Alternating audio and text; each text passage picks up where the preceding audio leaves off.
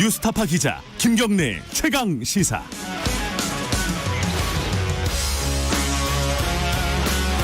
네, 김경래 최강 시사 2부 시작하겠습니다. 국정감사가 내일부터 시작이 됩니다. 국정감사 때 여러 가지 정책적인 현안들도 많은데 정치적인 논란들도 여러 가지가 있습니다. 예컨대 강경화 장관 남편의 해외여행 문제라든가, 그리고 또 개천절 집회 때 차벽이 설치가 됐었는데 이게 한글날 때 또 설치가 되는 것인지 이 부분도 좀 궁금하고요.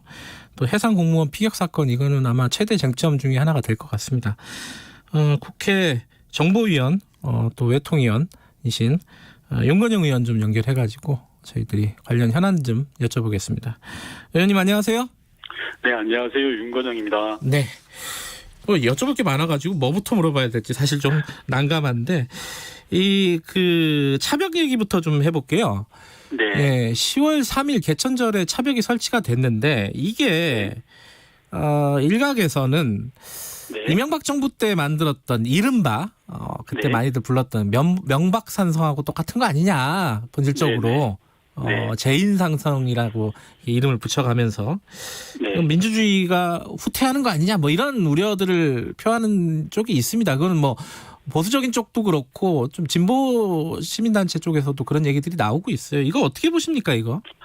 방금 그렇게 말씀하신 분들이 이제 주호영 야당 대표라든지 이런 분들인데요. 저는 좀 대단히 유감이라고 생각합니다. 정부를 비판하는 것은 좋은데 이번 건은 내용과 방향 모두가 틀렸다고 생각합니다.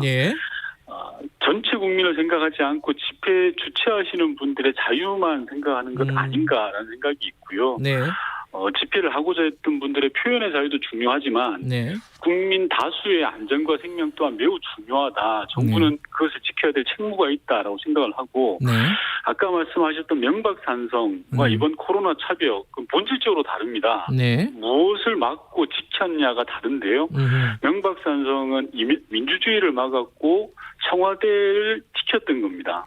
그러나 이번 코로나 차벽은 코로나 유행을 막았고, 그리고 국민으로부터 코로나19를 국민을 지켜냈던 거죠.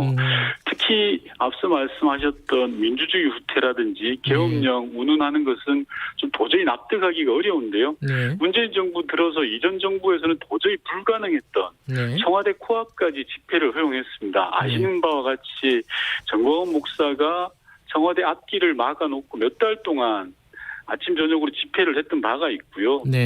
이런 사안들을 이명박 박근혜 정부 때는 불가능했던 일입니다. 아울러서 언론 자유지수라든지 민주주의 지수 모두가 이전 정부에 비해서 월등히 개선되었다라는 말씀을 좀 드리고 싶습니다. 근데 이게 이 차벽과 관련된 논란들은 과거부터 쭉 있어 왔는데, 물론 상황은 다 다르지만요.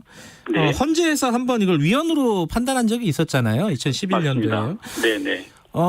그때와는 다르다고 보시는 건가요? 맞습니다. 그 당시에 헌법재판소 위헌 판결의 내용을 잘 봐야 됩니다. 제가 간단하게만 소개해드리면, 당시에 광화문 차벽 설치 부분은 급박하고 명백하며 중대한 위험이 있는 경우에 한해 비로소 취할 수 있는 거의 마지막 수단이다라고 명시를 했습니다. 저는 헌재 판결 그대로가 맞다라고 생각합니다. 지금이 바로 코로나19로 인해서 국민의 생명과 안전이 명백하며 중대한 위험이 있는 상황인 겁니다. 지난 8월 광복절 집회로 인해서 어떤 일이 났는지 우리 모두 알고 있지 않습니까? 엄청난 고통을 겪었고 불필요한 사회적 비용을 지출한 것이 있는데 다시 그런 대규모 집회를 하겠다고 하는데 그냥 두고 보는 것이 맞나? 정부가 그럼 아무것도 하지 말라는 거냐? 국민의 생명권을 지키는 조치는 저는 과하다 싶어도 불가피하다라는 생각이 듭니다. 이게 이제 우려는 그런 게 있습니다. 이게 한번 이렇게 되면은 나중에 지금 조치가 만약에 불가피한 조치라고 하더라도 나중에 또 이런 핑계를 대면서 그때 하지 않았느냐 이래가지고 좀 남발될 가능성, 이런 어떤 선례가 되지 않을까, 이런 걱정들도 있어요, 사실. 충분히 그럴 수 있습니다. 자유권의 관점에서 보면 그럴 수 있는데요. 저는 국민적 공감대와 국민적 상식이라는 게 있다고 생각합니다. 저 개인적으로도 차벽을 설치하지 않고 막을 수 있다면 그게 좋다고 생각합니다. 다만 현실적으로 막을 수 없다면 도리가 없는 것 아니냐. 지금은 차벽이냐, 코로나 차벽이냐 아니냐가 중요한 게 아니라 코로나 확산을 막는 그 자체가 중요하다 그런 생각이 듭니다. 근데 코로나 확산으로 보면요, 네. 이 차량 집회를 한다 그랬잖아요. 이 보수단체 쪽에서. 근데 그 부분 중에 일부 아주 이게 두 건만 이제 그 개천절 같은 경우에는 허용이 됐었는데 나머지 건 또 막았단 말이에요. 경찰에서. 이거는 좀 과한 거 아니냐. 그냥 차량 집회는 뭐 방역하고 크게 무리가 없다면은 좀 허용해 주는 게 낫지 않을까라는 의견도 있는 것 같아요. 어떻게 보십니까? 이런 거는? 법원이 지난번 개천절 차량 집회를 허용하면서도 여러 가지 조건을 걸었지 않습니까? 예를 들면 차량이 한 명만 타야 된다. 차량 창문을 내리지 말아라 등등의 세부적인 조건을 제시했습니다.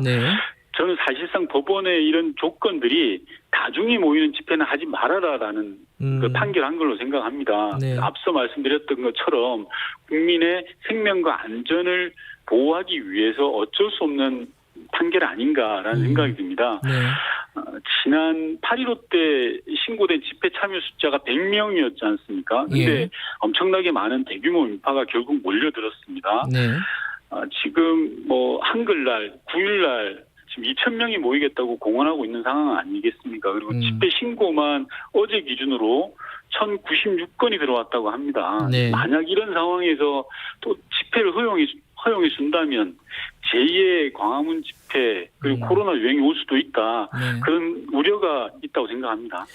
그럼 경찰청에서는 한글날도 그러니까 10월 9일도 필요하면 차벽을 설치하겠다 뭐 이런 입장을 밝혔는데 그 부분에는 그럼 동의하시는 거네요. 그죠? 전 당연히 동의하고요. 한 가지 당부하고 싶은 건 국민의힘에서도 광화문 집회 세력에 좀 단호해져야 된다고 생각합니다. 그렇게 광화문에 집회하시는 분들을 공론의 장으로 견인해 와서 토론을 하게 하든지 아니면 선을 긋든지 해야 되는데 좀 질질 눈치 보는 것 아닌가. 일부 강성 지지 세력에 더 이상 흔들려서는 안 된다. 그런 말씀을 좀 드리고 싶습니다. 이게 이제 내용을 세세하게 들어보다 보면 좀 차별성은 있지만은 이게 딱 그 이미지로만 보면요. 예컨대 뭐 놀이공원 같은데 차량들 줄 서 있잖아요. 휴일날. 그런 거하고 뭐가 다르냐. 이걸 뭐 굳이 막을 필요가 있느냐. 이런 얘기가 나오는 거예요. 그게 딱 비주얼로 보면 그런 느낌이 들거든요. 이건 어떻게 보세요? 맞습니다. 비주얼로 보면 그렇지만 놀이공원에서 줄 서 있던 분들 중에서 코로나19 확진자는 발생하지 않았고요. 지난 8월 15일 날 광화문 집회에서는 수백 명의 확진자가 발생을 했고 우리나라에서 코로나 대유행이 발생을 한 겁니다. 현실을 정확하게 좀 직시하고 불과 2달 전에 있었던 광화문 집회를 되새겨봤으면 좋겠습니다. 알겠습니다. 근데 지금 말씀하신 건 이제 가장 최우선에 두는 거는 방역이다. 이런 거잖아요. 그러니까 지금 상황에서는 국민의 어떤 자유권도 일부 국민적인 합의가 있으면은 조금 제한을 해야 될 필요가 있다라는 말씀이시지 않습니까? 네, 그렇습니다. 그런데 이제 그거와 좀 연결되는 내용인데 예를 들어서 뭐 강경화 장관 배우자가 해외여행 간다. 이게 지금 정부에서 해외여행 자제를 지금 권고하고 있는 상황인데 거기에 주무부서에 해당되는 외교부 장관의 가족이 해외여행을 간다. 이게 참 받아들이기가 어려운 부분인 것 같아요. 감정적으로는. 어떻게 보세요, 이게? 유감이고요. 고위공직자의 배우자로서 처신을 잘해야 된다라는 점에서 방금 말씀하셨던 것처럼 정부의 해외여행 자제 공고를 따르지 않는 것은 유감입니다. 그리고 사실 여러 가지 어려움을 장기간 우리 국민들이 견디고 있지 않습니까? 가고 싶어도 불편함을 참고 있는 게 현실이지 않습니까?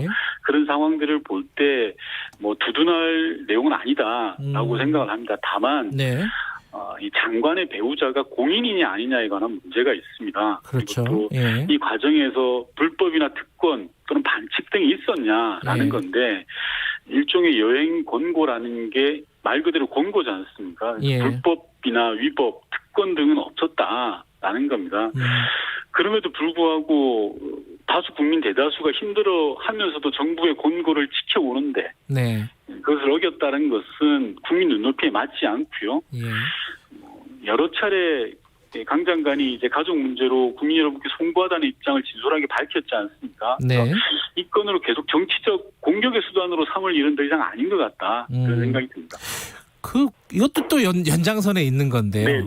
이낙연 대표가 추석 기간에 봉하마을에 참배를 갔습니다. 이게 이제 성묘를 자제하라, 고향 방문을 자제하라, 이게 정부에서 계속 얘기했던 부분이고 이낙연 대표도 본인이 또 얘기를 했던 부분이에요. 예. 이런 부분들은 좀 말이 다르지 않은가 이런 지적들이 있어요. 어떻게 보세요? 뭐 저는 좀 다르게 생각하는데요. 네. 이 방역에 대한 아주 강한 기준을 가지고 네. 좀 움직였다 그렇게 생각을 하고 있습니다. 아, 그러니까 가긴 갔지만은 방역에 굉장히 조심하면서 갔다 이런 말씀이신 네. 건가요? 예. 아니 근데 국민들 입장에서는 아니 이게 가지 말래놓고 자기가 가면 어떡하냐 뭐 이런 생각이 들 수밖에 없는 거 아닌가요 이게?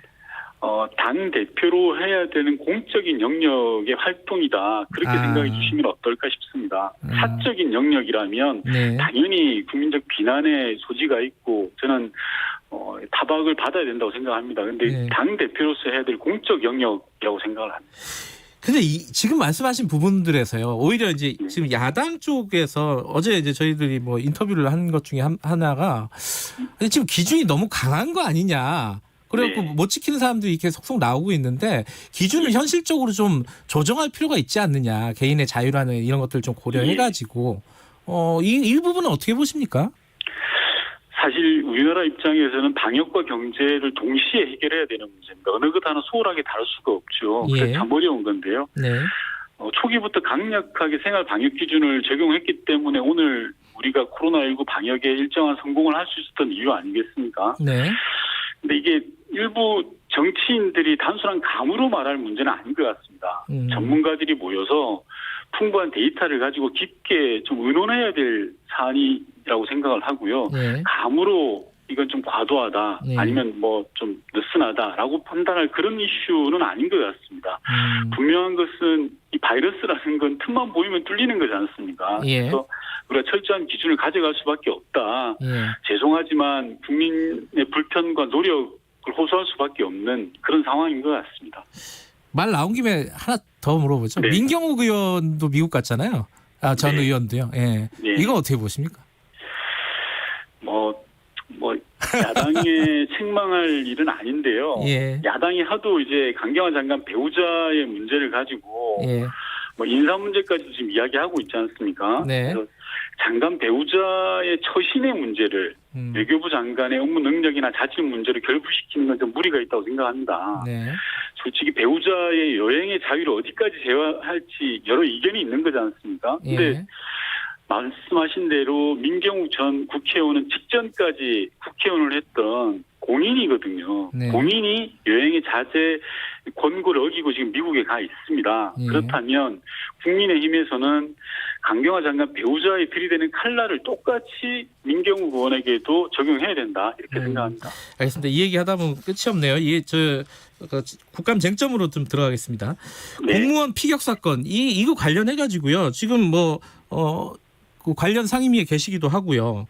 네. 지금 조영 국민의힘 원내대표가 네. 북한 이제 우리 감청 사실들을 일부 얘기하는 것 같아요. 예를 들어 네. 특정 소총으로 사살하라 지시하는 것을 당국이 파악했다는 거. 이런 네. 것들은 출처가 어디고 어떻게 생각하십니까? 이게 좀 맞는 정보예요? 일단 기본적으로. 우선 대한민국의 국익과 국가안보를 생각한다면 네.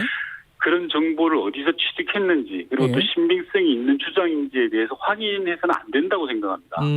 예를 들어서 그 정보가 신빙성이 있다고 해버리면 네. 이미 공개돼 버렸기 때문에 그동안 군이 어렵게 쌓아왔던 첩보자산이 무너지는 겁니다. 예. 반대로 조영 대표의 신빙성이 없다고 단정하면 야당이 가만히 있겠습니까? 내용을 공개하자는 등 온갖 정치 공세를 펼칠 겁니다. 그 네. 과정에서 또 첩보자산이 훼손될 가능성이 저는 매우 높다고 생각하고요. 예. 따라서 주호영 대표가 주장하는 정보에 대해서는 확인할 수 없다. 이게 정답이라고 생각합니다. 이런 측면에서 보면 지금 야당의 행태는 좀 비겁하다. 저는 그렇게 생각합니다. 왜냐하면 예. 정보당국에서는 확인해 줄 수가 없습니다. 앞서 제가 설명드린 것처럼 야당은 그런 점을 잘 알고 있으면서 그걸 이용해서 정치적 공세를 취하고 있다. 예. 그래서 비겁하다라고 말씀드리고 싶습니다. 근데 지금 이제 조영 원내대표에게 하나 더 여쭤보면은 네. 시신을 이제 소해했다, 그러니까 태웠다. 네. 이렇게 이제 우리 정보당국은 밝히지 않았습니까? 일찌감치 네. 그렇게 밝혔는데, 근데 그러면은 수색을 하는 이유가 뭐냐? 이걸 물어봤어요. 이거 어떻게 보십니까? 그 소외 부분에 대해서는 우선 네. 우리 군 당국의 발표를 저는 신뢰합니다만 네. 우리 군의 발표와 북한의 발표가 좀 다른 것 같습니다. 예. 즉 우리 군의 첩보 내용과 북한의 주장은 다른 내용이라 이 부분을 좀 확인할 필요가 있고요. 네. 그리고 시신을 찾는 것은 피해자에 대한 최소한의 우리 군과 정부가 해야 될 노력이고 네. 반드시 필요한 거라고 생각합니다. 예. 물론 그것이 첩보로 인해서 우리가 취득한 내용으로는 소외되었다라고 볼 수 있겠지만 네. 마지막까지 희망의 끈을 놓지 않고 찾는 것 그게 필요하다 그렇게 생각합니다. 근데 이제 오늘 아침 기사인데요. 네. 이제 해경하고 군이 지금 수색을 하고 있는데 네. 조명탄을 쓰지 않았다라는 보도가 있어요. 이거는 어떻게 봐야 되는 거예요? 죄송합니다만 제가 그 보도를 아직 보지 못했습니다만 네. 조명탄이 필요하면 당연히 써야 되는 거고요. 예. 누구 눈치 볼 일은 아니라고 생각합니다. 일단 뭐 조명탄을 쓰지 않았다라는 게 이제 해경하고 군 쪽에서는 서로 간의 책임을 미루는 책임이라기보다는 뭐 요구를 하지 않았다 뭐 이런 식으로 좀 미루는 상황이라서 이게 이제 그냥 보여주기식 수색하는 거 아니냐 뭐 이런 취지거든요. 취지 자체는 기사의 취지 자체는. 앞서 말씀드린 것처럼 절대 그래서는 안 되고요. 네. 저는 지금 제일 중요하고 필요한 게 시신을 수습해내는 것이라고 네. 생각합니다. 예. 왜냐하면 그것이 돌아가신 분의 최소한의 예의고 예. 대한민국 정부와 군이 해야 될 예의라고 생각합니다. 그래서 어떠한 노력을 취하든 네. 북한을 설득을 하고 우리 군 자체적인 수색을 하든 해서라도 네. 시신을 수습해야 된다고 생각합니다. 지금 이제 사실은 이제 월북자이냐 아니냐 월북을 네. 시도한 거냐 아니냐 이거 갖고도 논란이 좀 있지 않습니까? 우리 네. 이제 정부나 군 당국에서는 이제 월북한 걸로 지금 추정을 하고 있는데 네. 가족들은 강하게 반발하고 있고 어제는 또 이 아들 그 피해자의 아들이 네. 대통령에게 편지를 써서 이렇게 강하게 이제 그런 월북할 만한 상황이 아니었다고 얘기를 하고 있단 말이에요. 네. 이 부분은 어떻게 조사를 해야 되는지 좀 난감해요. 어떻게 보십니까, 의원님은? 저도 어제 그 해당 그 공무원 자제분의 편지를 봤습니다. 네네. 가슴이 너무 아팠고요. 네. 우선 좀 야당에 좀 부탁을 드리고 싶습니다. 네. 우리 국민의 희생을 정치적으로 좀 이용하지 말자. 네. 그 편지를 쓴 고등학생들 보기가 좀 부끄럽다. 저는 그런 생각이 듭니다. 네. 왜냐하면 야당은 선별적으로 소위 말해서 실체에 대해서 좀 알고 있다 하면서도 정치적 계산을 앞세워서 선별적 정보만 공개하고 있습니다. 네. 그러다 보니 이게 정확한 실체에 접근해 나가는 게 어렵습니다. 네. 저는 우리 군의 첩보 자산과 보고를 기본적으로 신뢰합니다. 네. 대한민국 국민이 군을 안 믿으면 어떻게 되겠습니까? 군에서 모든 경우의 수를 판단해서 그리고 미국과 한국이 가지고 있는 첩보 자산을 총동원해서 판단한 내용이지 않겠습니까? 그러면 그 부분에 대한 최소한의 인정은 저는 필요하다. 정치적 쟁점으로 삼아서 국론을 분열시키고 갈등을 야기해서는 안 된다. 이 말씀을 좀 드리고 싶습니다. 지금 남북 공동조사를 대통령이 제안을 하지 않았습니까? 답이 네. 아직 없죠, 그죠? 네, 없습니다. 그러니까 지금 이제 실체를 완벽하게 파악을 하려면은 사실 북한하고 같이 하는 방법밖에 없을 텐데 북한은 네. 받아들이지 않고 있으면 이거 어떻게 해야 되는지 그 다음 단계는 무엇인지 좀 생각하고 계신 게 있나요? 저는 북한이 공동조사에 무조건 응해야 된다고 보고요. 그것이 북한이 정상국가로 나아가는 첫걸음이라고 생각을 합니다. 네. 우리 국민을 비롯해서 세계 많은 사람들이 진실을 알고자 하고 있고요. 예. 북한이 그에 응답해야 된다라고 생각합니다. 공동조사가 필요한 이유는 크게 세 가지가 있습니다. 지금 네. 남북이 서로 다른 이야기를 하고 있는데 실체적 진실을 확인하기 위해서는 공동조사가 필요하고 북한이 협조해야 됩니다. 네. 두 번째로는 재발 방지를 위해서도 세부적인 내용을 정확하게 알기 위해서도 공동조사가 필요하고요. 마지막 세 번째로는 남북 간의 갈등 사안에 대해서는 평화적 자주적 문제 해결의 원칙을 세워야 하기 때문에 공동조사가 필요합니다. 네. 지금까지 북이 응답을 하지 않고 있어서 난망한 상황이긴 하지만 앞서 말씀드린 이런 필요성 때문이라도 강하게 북을 압박하고 설득을 해야 된다. 그렇게 생각합니다. 알겠습니다. 오늘 여기까지 드릴게요. 고맙습니다. 네. 더불어민주당 윤건영 의원이었습니다.